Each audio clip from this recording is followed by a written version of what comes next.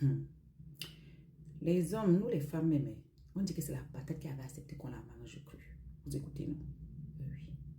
Parce que je ne comprends pas ce qui passe par la tête de certaines femmes.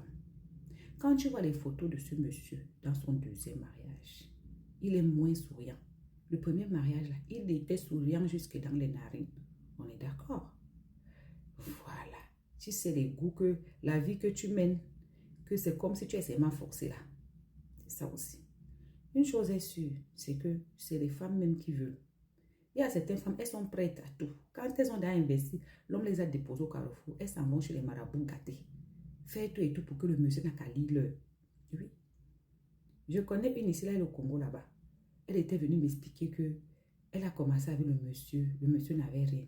Elle a payé l'école du monsieur. Pendant qu'elle payait l'école du monsieur, ils sont de la même génération, hein, mais elle était dans les petits marchés et tout et tout. Elle se battait parce que, bon, elle a décidé d'arrêter l'école et qu'elle n'a pas fréquenté. Vraiment, bref, ça ne l'intéressait pas. Elle a payé l'école du monsieur. Pendant qu'elle payait l'école du monsieur, elle trouvait le monsieur au lit avec les filles de temps en temps. Elle se disait, c'est pas grave. Si à la fin, il m'épouse, c'est pas grave.